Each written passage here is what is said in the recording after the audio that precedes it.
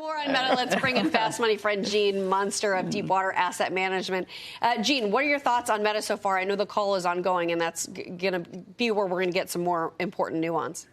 Right on, Courtney. And I think, Tim, your comment about efficiency or leverage, operating leverage, is appropriate given, I think, the piece that jumped out to me from Zuckerberg's opening remarks. He's just getting going on them right now, but was a piece of bad news related to the amount of invest they're going to have to make on CapEx and energy to build AI. And he said, he used the words, I want to specifically call this out for investors to know that there is going to be a greater investment period before we realize the full potential of AI. This reminds me of things that Amazon has done in the past, just kind of reminding there are going to be periods of more investment. I read that as probably several quarters of this investment phase. They obviously just updated the CapEx guidance for the full year, but don't expect, I'm reading between the lines here, much of a lift or maybe a breakout in terms of AI. One more piece, Courtney, is beyond that bad news, to say he's bullish about AI and the potential on Meta is an understatement. He rattled off 5 different opportunities that they have within AI, and I just want to highlight one of them. He talked about Llama and building a big business at scale. I still believe they're going to build an AWS type of a business based on Llama in the next several years once they get to scale. Investors do definitely seem to be picking up on this several quarters of an investment because stock now taking another leg lower here, Gene, down about 19%. I know, obviously, there's a lot of play here with China, advertising from China. Have we heard anything about that yet on the call? What do you want to hear when it comes to that area of the business?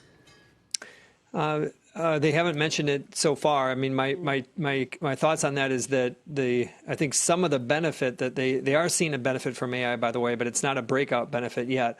Fair. But some of that benefit, of course, has been muted in the guidance for June. If not for the impact of Temu pulling back, they probably would have guided slightly up, where they guided down by about 1.5%. And so I think that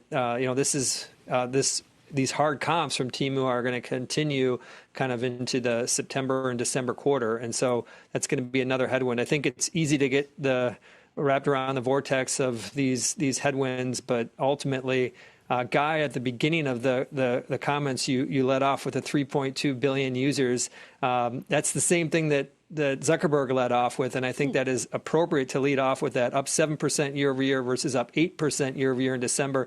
That's a really hard number to grow. Anything above 1% is a win. They continue to grow that base. They said it was particularly strong in the U.S. I think the stock is going to continue to move higher because these AI benefits, it's a function of time before they start to see it. Well, Gene, clearly Mark Zuckerberg's a fast money fan, so I want to say hi to Mark and the gang. But, it's interesting because the quarter on its own, I think, was wonderful. Down 18% now. And I didn't think this potentially could happen, but we're looking at levels. The prior all-time high in the stock was made, I think, in August of 2021, around 385. That should be huge support. So I guess my question to you is, as Karen mentioned earlier, I mean, at some point, this is getting a little absurd in terms of the magnitude of the sell-off.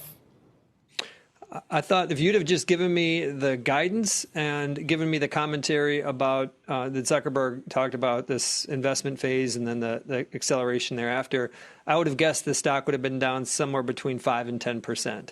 And this is a standard deviation away from that. And I think it speaks to this underlying fear in tech investors that the party's going to end.